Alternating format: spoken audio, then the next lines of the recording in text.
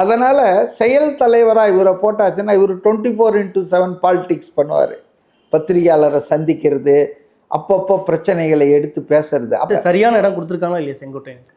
சரியான பதவி கொடுத்துருப்பாங்களா? அது எப்படி இருக்கு? அது என்னை பொறுத்தவரையில் நான் நேற்று பல நேர்காணலில் கூட சொன்னேன், அவருடைய வயசு, அவருடைய அந்த அனுபவம் இதுக்கு ஒன்று அவரை இன்னைக்கு இல்லை பதவி, அப்கோர்ஸ் செயல் தலைவராக போடலாம் அந்த கட்சிக்கு, ஒர்க்கிங் பிரசிடெண்ட்டாக. அதே போல் இல்லைன்னா அவைத்தலைவராக கொடுக்கலாம். அதாவது கூட்டங்களை தலைமை ஏற்று வழி நடத்துவதற்கு அந்த பொறுப்பு கொடுக்கலாம். இல்லைன்னா திரு விஜய் அவர்கள் இப்போ எல்லாத்தையும் டைரெக்டாக எதுவுமே பண்ண முடியல, அவருக்கு இருக்கிற பல சங்கடங்கள். அதனால் செயல் தலைவராக இவரை போட்டாச்சுன்னா இவர் 24x7 பாலிடிக்ஸ் பண்ணுவார்.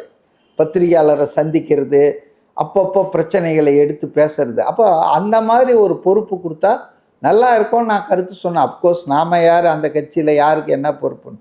ஆனால் இப்போ வர தகவல்களை பார்த்தா ஏதோ ஒருங்கிணைப்பாளர், நிர்வாக குழுவின் தலைமை ஒருங்கிணைப்பாளர் அந்த கட்சியில் பொறுப்புகள்லாம் அவங்க போடுறத பார்த்தா எனக்கு கொஞ்சம் விந்தையாக தான் இருக்குது, வியப்பாக இருக்குது.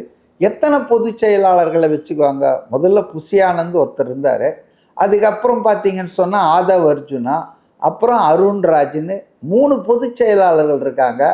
அது இப்போ பார்த்தீங்கன்னு சொன்னால் இவரை ஒருங்கிணைப்பாளர், தலைமை அந்த நிர்வாக குழு மட்டும் ஒருங்கிணைப்பாரா? கட்சிகளில் அப்படிலாம் இருந்து பழக்கமே இல்லைங்க.